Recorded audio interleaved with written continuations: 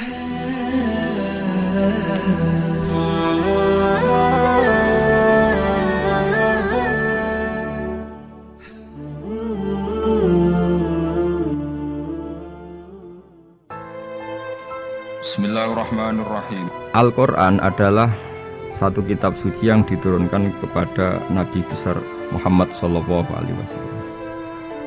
Dan di antara ciri Al-Quran adalah menjelaskan kebenaran secara jelas, secara gamblang. Sebagaimana firman Allah bahwa Rasul adalah Rasulun minallah yatlu suhufam mutahharah.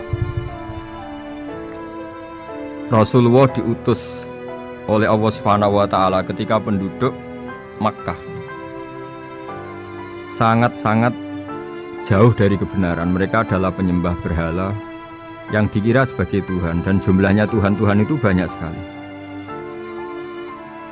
Suatu saat Rasulullah mendakwahkan bahwa Tuhan itu satu dan harus satu.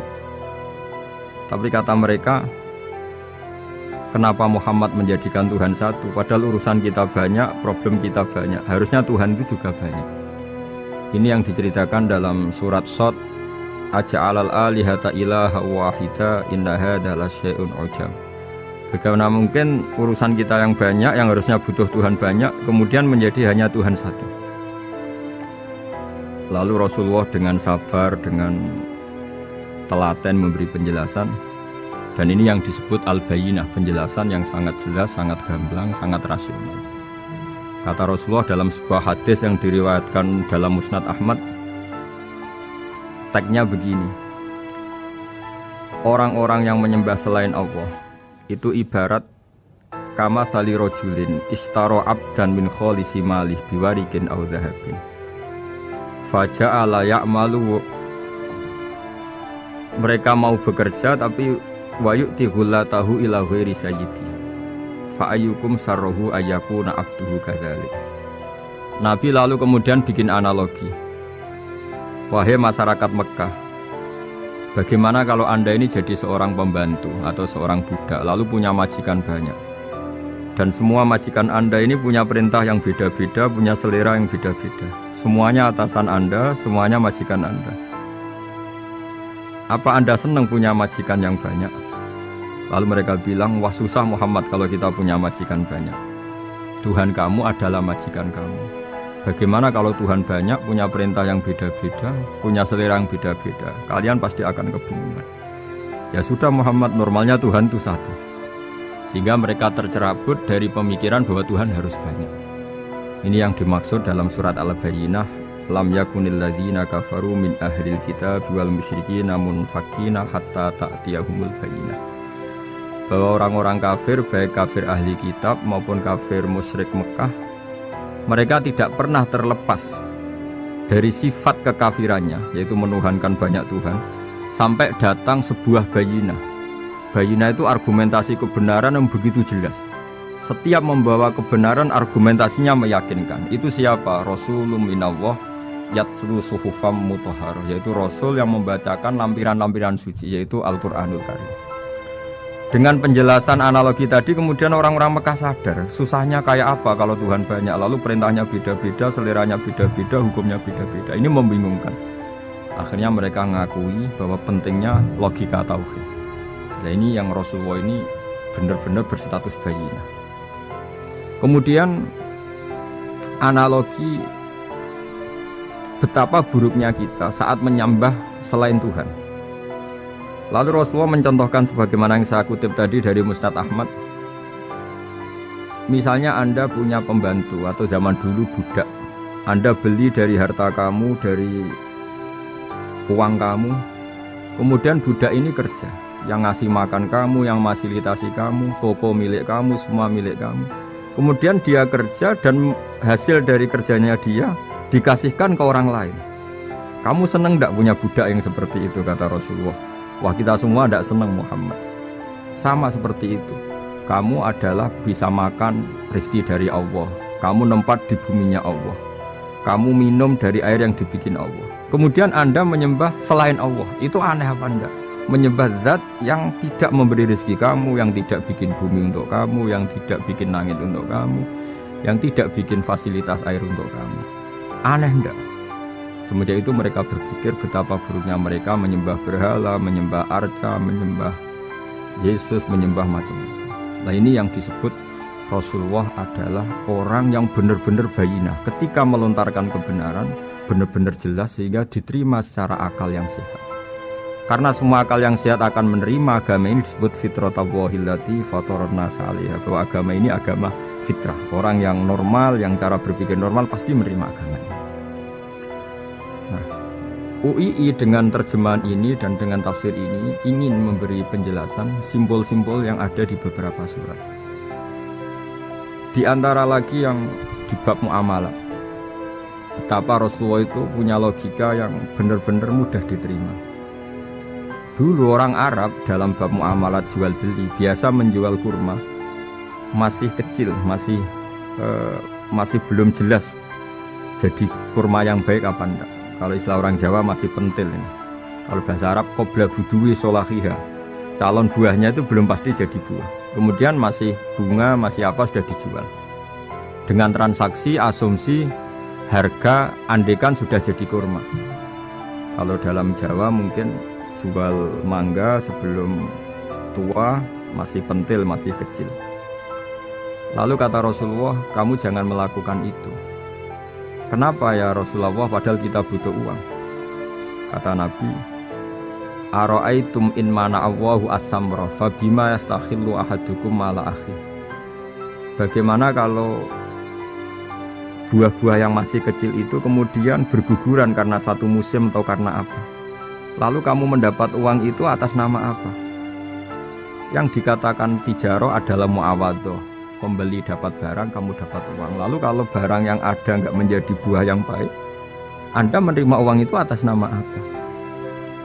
Rasulullah secara haru, secara mengingatkan nurani kita dengan redaksi fabima yastahillu ahadukum mala akhi.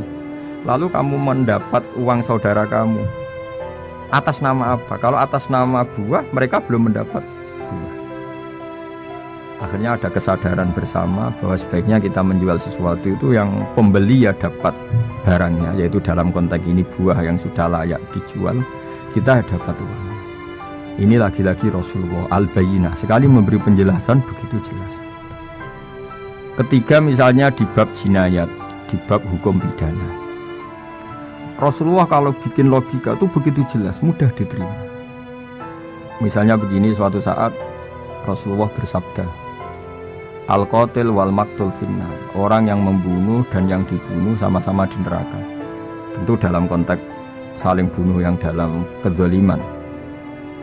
Lalu sahabat janggal, ya Rasulullah, oke lah kalau pembunuh itu masuk neraka, ini bagaimana mungkin yang dibunuh pun masuk neraka?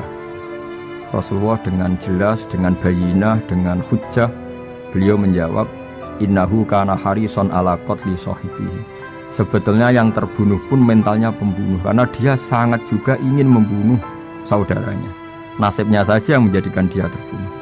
Hanya sahabat tahu, oh ya ternyata maktul dalam konteks duel adalah mentalnya qatil juga. Sehingga karena mentalnya qatil, dia tetap di neraka, meskipun prakteknya dia menjadi maktul yang terbunuh. Nah ini yang dimaksud oleh Allah, bahwa Rasulullah ini bisa menghilangkan tradisi kemusyrikan, bisa menjungkir balikkan, menghancurkan kemusyrikan, karena Rasulullah bisa menjelaskan secara detail hatta ta'tiyahumul bayyinah. Bayyinah adalah Rasulun minallah yatslu suhufam mutahharah. Jadi ini yang insya Allah sebagai kajian kita, bahwa kita butuh sekian penjelasan untuk mengenang dan membuktikan bahwa Rasulullah adalah benar-benar al-Bayyinah. Dari sekian contoh tadi, pendengar bisa tahu betapa agama ini mudah diterima oleh akal.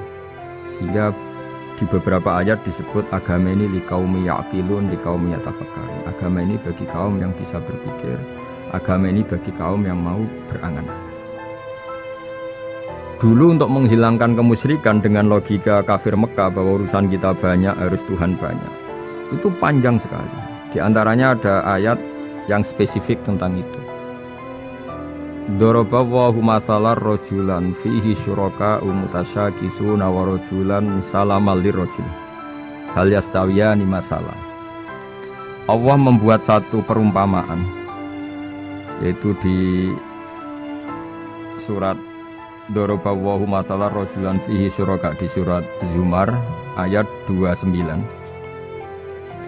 Allah membuat satu perumpamaan bagaimana andaikan Anda jadi seorang pembantu atau asisten, lalu Anda punya majikan banyak yang seleranya beda-beda. Kemudian dibanding misalnya Anda jadi pembantu dengan satu majikan yang akhlaknya baik, komitmennya baik. Anda milih mana? Lalu orang-orang kafir Mekah menjawab, Muhammad tentu kita milih punya majikan satu yang baik. Kalau majikannya banyak kita jadi repot.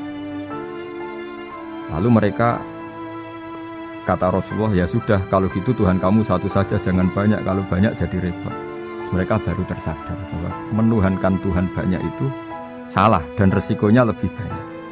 Ini disebut munfakina hatta ta'tiyahumul bayyinah. Mereka orang-orang musyrik enggak mau tercerabut dari akar kemusyrikannya sampai datang al-bayyinah, sebuah bukti kebenaran yang begitu jelas, begitu nyata.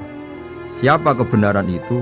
Rasulun minallah yatslu suhufam mutahharah, yaitu Rasulnya Allah yang membaca lampiran-lampiran suci. Lampiran-lampiran suci ini dalam bahasa Arab diikutkan wazan isim maf'ul disebut mushaf. Makanya kitab suci ini ditulis di sohifah. Kalau dalam bahasa Arab lampiran itu sohifah, dijamakkan kata jamaknya suhuf. Kemudian ketika dicetak, dijilid disebut mushaf. Sehingga alhamdulillah UII Universitas Islam Indonesia punya mushaf, punya terjemahan, punya tafsir. Ini diharapkan kita sebagai ulama, sebagai dai, sebagai ustadz bisa warasatul anbiya, karena kata Rasulullah al ulama warasatul anbiya. Saya kira demikian supaya pemirsa tahu, pendengar tahu bahwa betapa pentingnya menjelaskan secara bayyinah. Ini penting sekali karena sekarang pikiran di dunia itu macam-macam dan kita butuh energi untuk mengungkap lagi intisari-intisari dari sesuatu yang digulirkan atau dibahas Al-Qur'anul Karim, sehingga Al-Qur'an ini benar-benar jadi ibrah, jadi teladan bagi kita semua. Jangan sampai karena kita lupa mengkaji Al-Qur'an sehingga hukum-hukum Al-Qur'an menjadi mandek. Kita harus terus mensosialisasikan supaya Qur'an ini hidup. Caranya gimana? Masyarakat dirangsang supaya tahu al-bayyinah.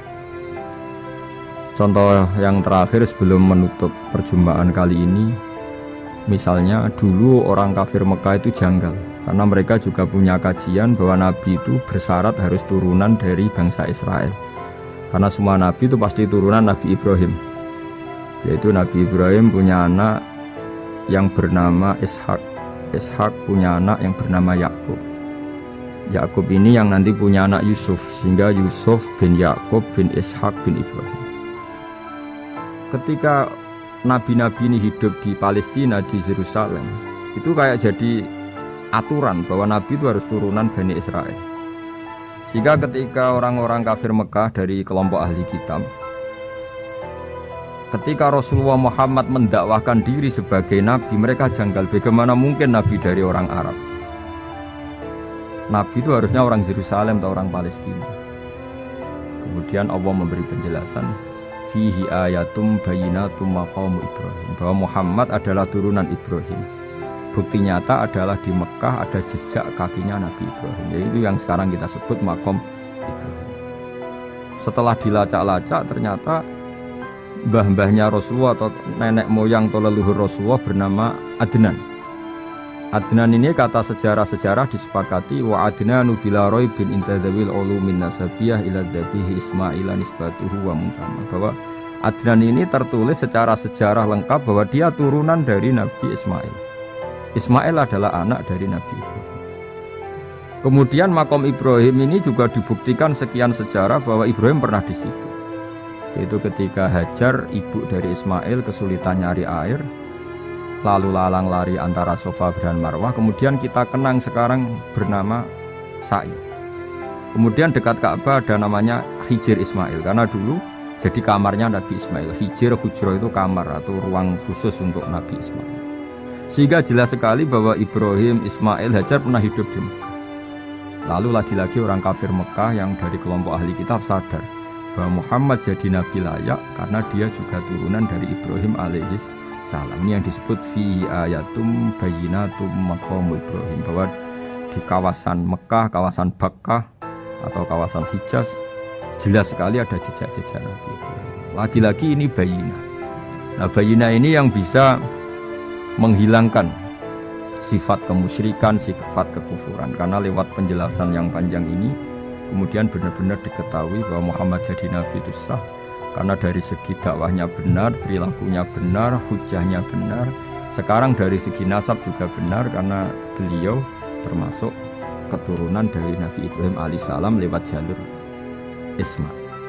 Ini penting kita ketahui dan perlu kita kaji supaya istilah-istilah di Al-Quran kita tahu.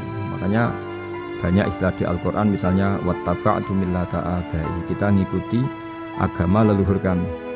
Di situ disebut ada Ibrahim, ada Ishak, ada Ismail, ada Yakub. Kenapa demikian pendengar? Bahwa karena agama ini butuh tradisi. Dan tradisi ini menjadi komunitas sosial. Sehingga ketika tradisi ini sudah mantap, insya Allah lewat kebenaran agama ini akan menyingkirkan kemusyrikan. Contoh paling mudah begini, Nabi itu melarang orang menyembah batu. Tapi kemudian dalam tradisi Islam sendiri ada orang sholat kemudian sujud, yang secara zahir sujud itu mencium batu atau mencium masjid tempat kita sujud. Apalagi kita mencium Hajar Aswad, secara kasat mata seakan-akan kita ini menghormati betul Hajar Aswad. Sehingga orang kafir mencibir, Muhammad itu aneh. Dia melarang kita menyembah batu, tapi dia sendiri mencium Hajar Aswad seperti itu. Dia sendiri menyembah batu. Orang kalau sujud seakan-akan seperti itu. Tapi lewat penjelasan Nabi bahwa kita sujud hanya kepada Allah. Kita kalau sujud baca sajadah wajhilladzi khalaqahu wa sawwarahu wa syaqqa sam'ahu wa basarahu bihaulihi wa quwwati fatabarakallahu ahsanul khaliqin. Wajah kami sujud kepada Zat yang menciptakan wajah kami, yang mengasihi kita pendengaran, yang mengasihi kita pandangan.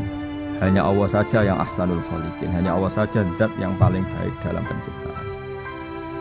Ini penting sekali saya katakan bahwa sehingga sujud kita yang seperti itu adalah simbol tawadhu. Tidak ada kaitannya dengan kita ini menyembah batu.